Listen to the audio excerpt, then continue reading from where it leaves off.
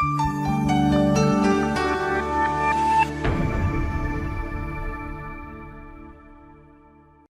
this is Charlie. Hope you're very well. It's your Wednesday video. Just as a reminder before I start, if you don't currently subscribe, do subscribe to our channel on YouTube and just click on the bottom just below this video being played, and that means that you always get a notification when any of our new videos come out. So, back testing hacks, so to speak, and 3 mistakes that traders make when it comes to back testing. Very quickly then. Very simple, but very easy to do. So mistake number 1, we'll call curve fitting. Okay, so curve fitting is a common error when back testing, that a trader will take a load of data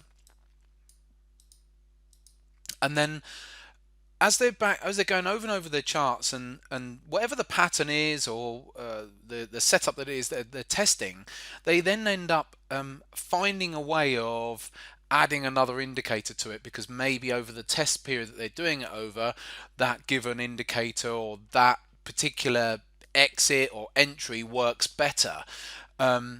But then then they find that it doesn't work on other markets. So curve fitting is a common mistake, where you take something, you've got some sort of strategy, and then you refine it, but what you don't realize is that you've curve fitted it to a particular market. Unless it's going to work over numerous markets, then that may be a problem. So that's one thing to bear in mind.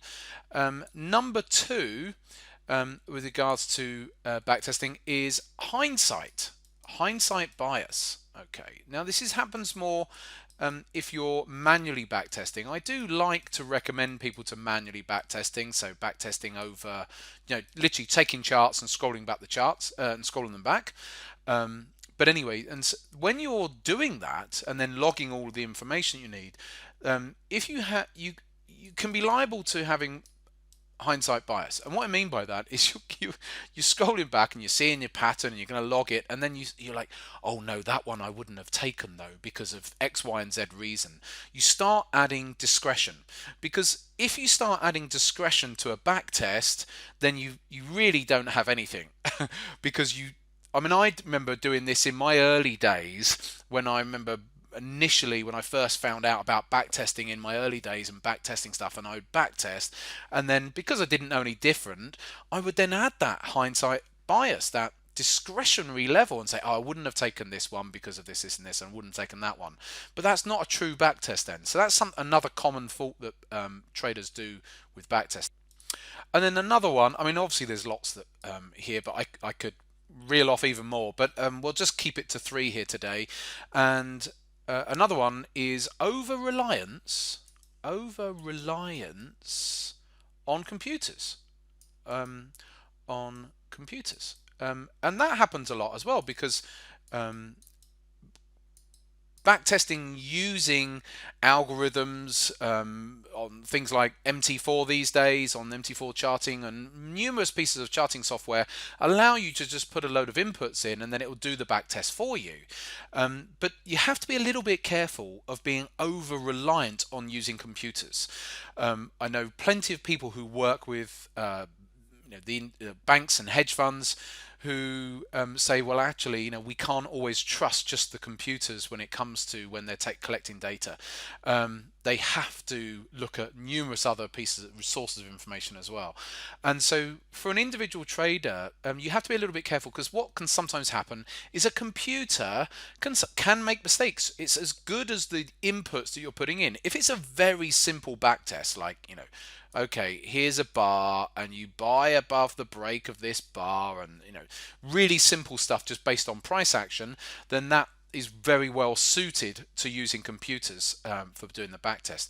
But if you've got a few different variables, especially if you are using any form of indicator as well, then be a bit careful, because you'll be amazed, and I've seen this happen over the years, that computers will sometimes miss a setup that you would actually say, oh no, that qualifies. Why didn't the computer pick up on that one?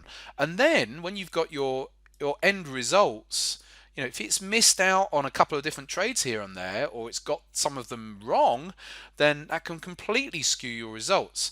So just be a little bit careful depending on the type of strategy that you're using as regards to having an over reliance on computers. Now, these are just three hacks, three mistakes that are common when it comes to backtesting.